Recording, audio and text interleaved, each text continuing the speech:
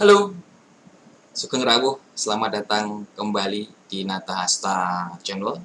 Welcome back di channel Nata Hasta. Di video kali ini kami ingin mengajak teman-teman para pemirsa Nata Hasta Channel untuk discuss bareng, untuk sharing ilmu bareng, untuk belajar bareng mengenai sebuah teknik analisa ataupun sebuah istilah yang sudah sangat umum dan sangat biasa dipergunakan di dalam perusahaan atau dalam menjalankan sebuah bisnis. Mungkin teman-teman sekalian yang belajar ekonomi ataupun teman-teman yang memang berprofesi sebagai pengusaha ataupun seorang profesional dalam perusahaan sudah sangat sering mendengar istilah break even point atau BEP. Namun tentunya ada yang sudah sangat paham, sudah sangat ahli dalam menggunakannya, ada yang pernah dengar tapi belum secara detail mengetahui apa itu BEP, seperti apa perhitungannya, atau mungkin bahkan ada yang baru dengar pertama kali.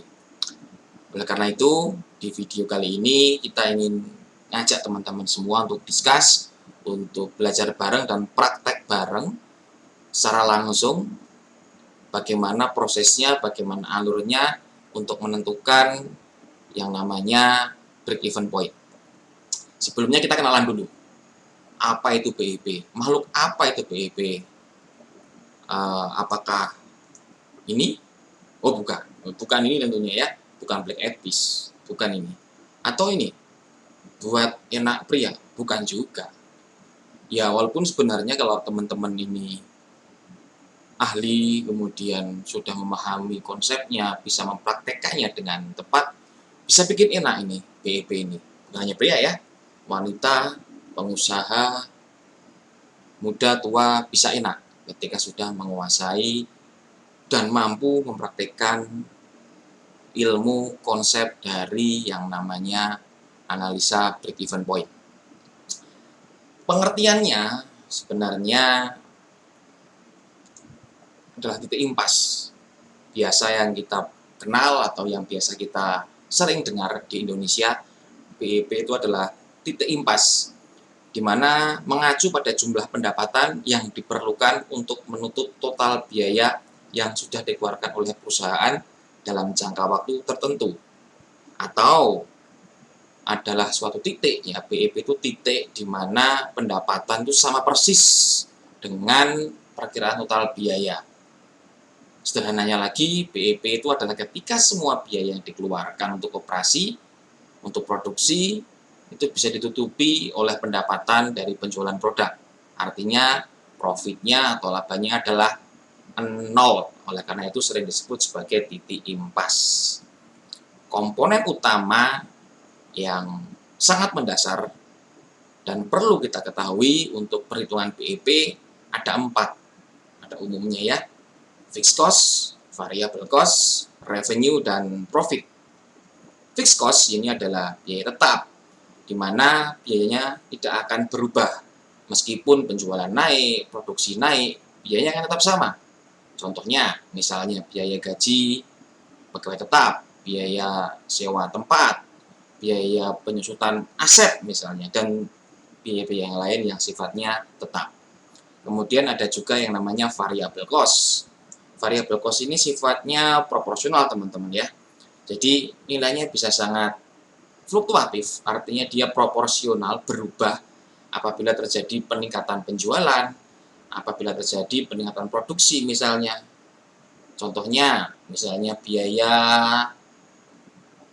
bonus untuk penjualan, dia variabel, dia proporsional. Ketika penjualan naik, tentunya bonus atau insentif penjualan juga akan berubah. Kemudian revenue. Revenue di sini artinya pendapatan dari penjualan. Ini yang terakhir, komponen yang harus ada dan akhirnya bisa kita ketahui untuk penyusunan BEP adalah profit. Profit ini adalah selisih antara revenue dikurangi variable cost dan dikurangi fixed cost. Lalu kenapa sih ya sebagai pebisnis, terutama apabila teman-teman adalah pebisnis, alangkah baiknya juga memahami konsep konseptualnya bagaimana cara menghitung BEP. Karena sangat-sangat bermanfaat. Apa aja manfaatnya? Salah satunya penentuan harga jual. Dengan mengetahui titik BEP, maka teman-teman bisa menentukan harga jual yang ideal untuk produk yang teman-teman jual.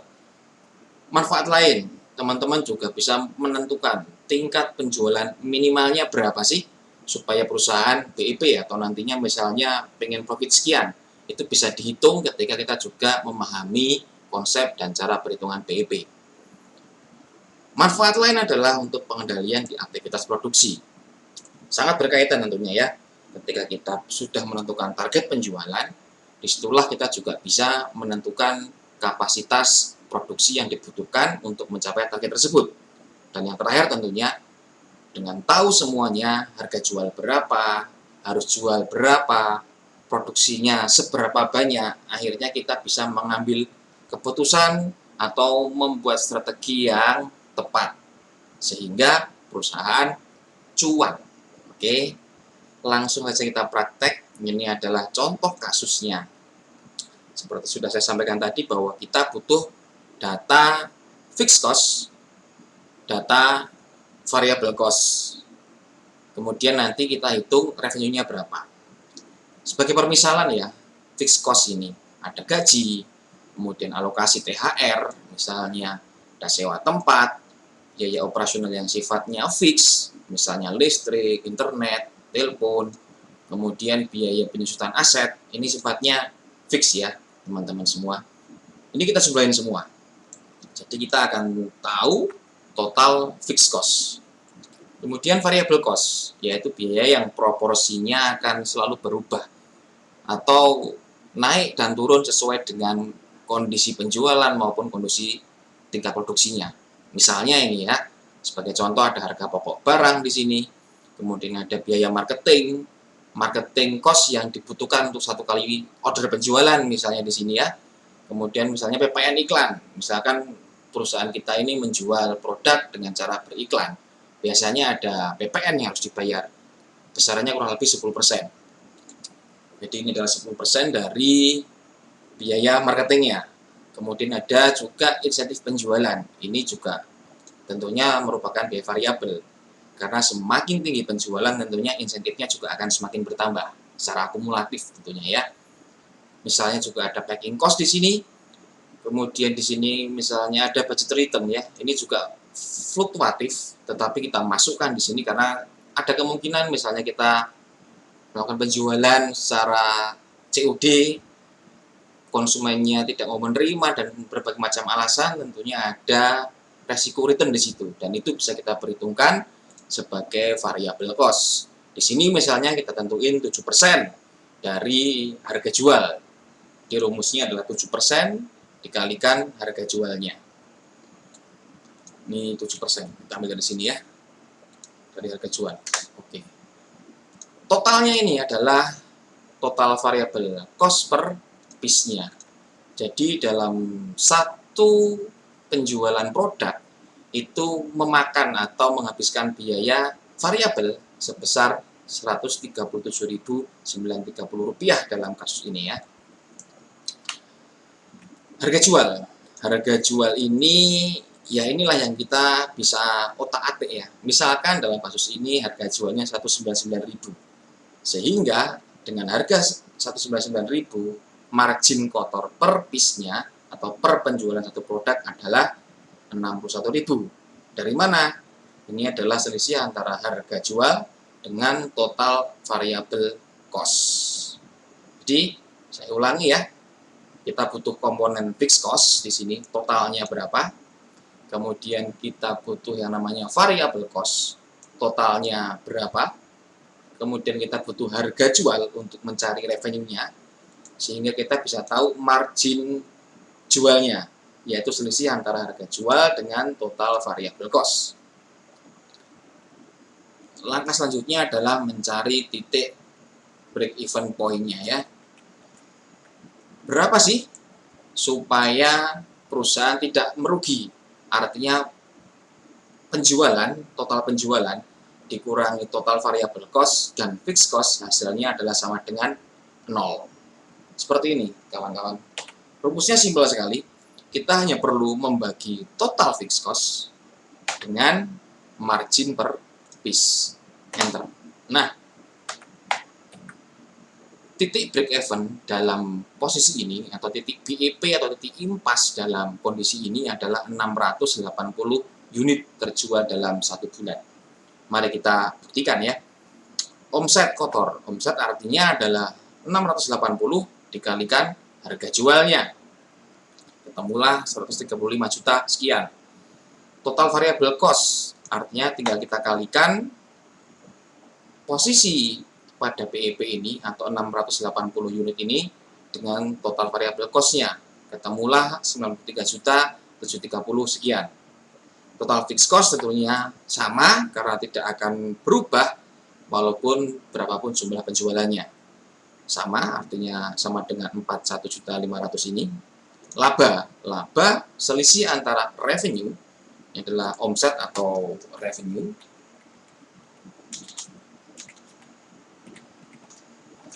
dikurangi total variable cost, dikurangkan dengan total fixed cost. Ketemunya 0 rupiah. Variabelnya apa aja sih? Mari kita buktikan apakah betul variabel cost-nya adalah 93 juta.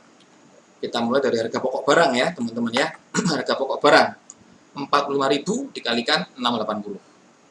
Kemudian ada ads atau di sini biaya marketing.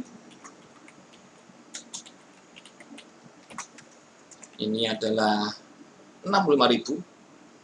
Cost marketing per order dikalikan dengan jumlah titik BEP-nya di posisi 680 unit. Ketemu.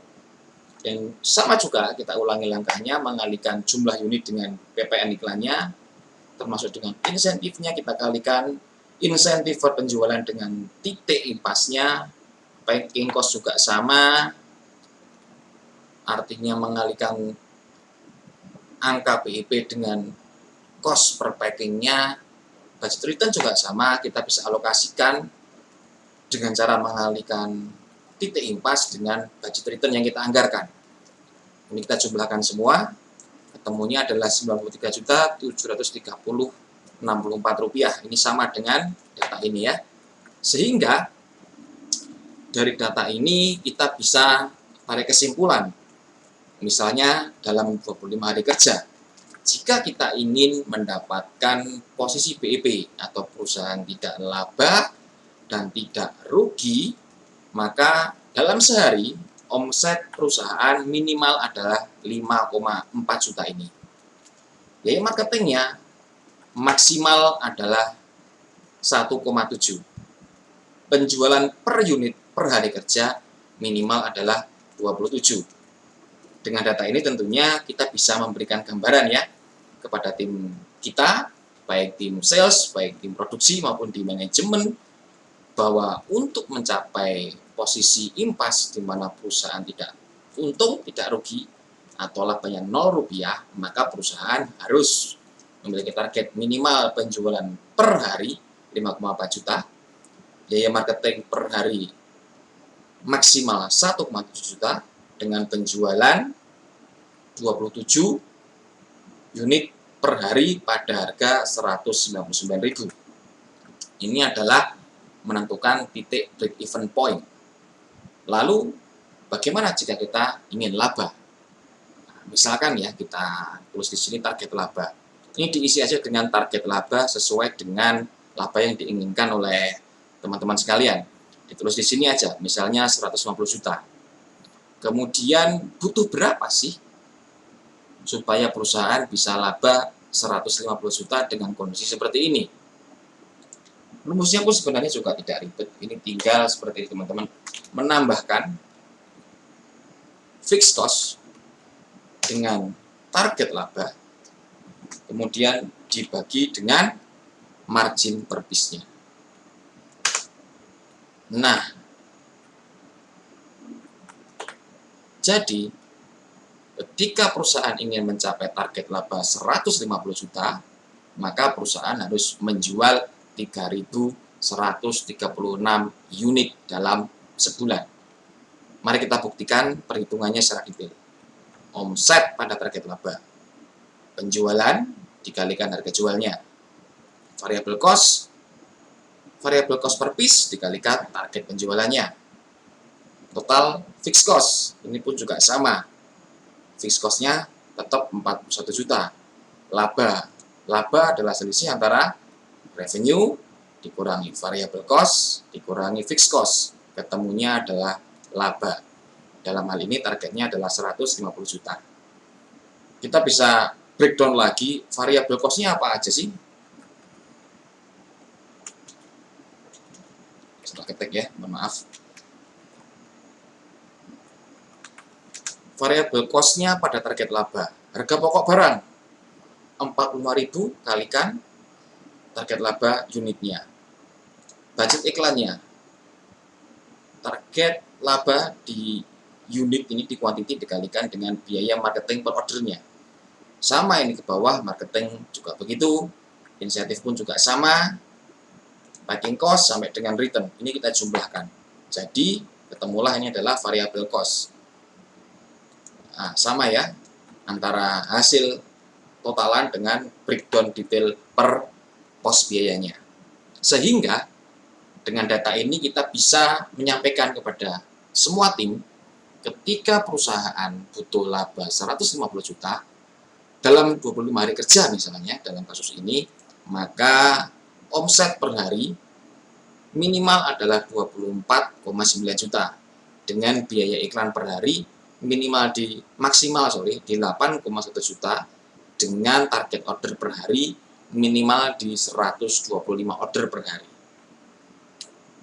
Oke. Sudah mendapatkan gambarnya teman-teman ya.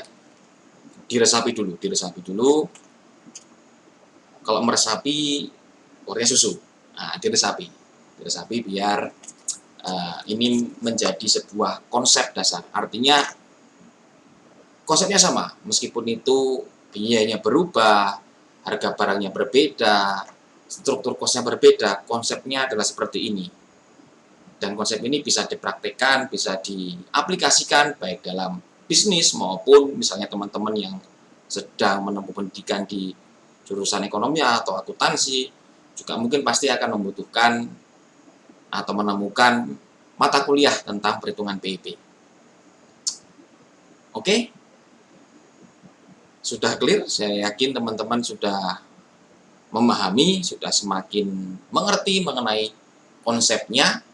Jadi saya ulangi, disimpulkan kembali bahwa BEP adalah titik impas.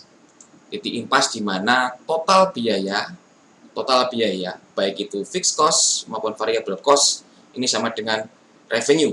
Artinya profitnya 0. Itu adalah pengertian BEP. Bukan black eyed peas atau buat enak pria. Ya, kalau sudah tahu pasti enak. Karena dengan konsep tadi kita bisa hitung target laba. Kalau dapat laba gini kan buat enak. Bukan hanya pria ya, wanita, baik itu tua muda, pengusaha, karyawan, kalau laba kan bahagia.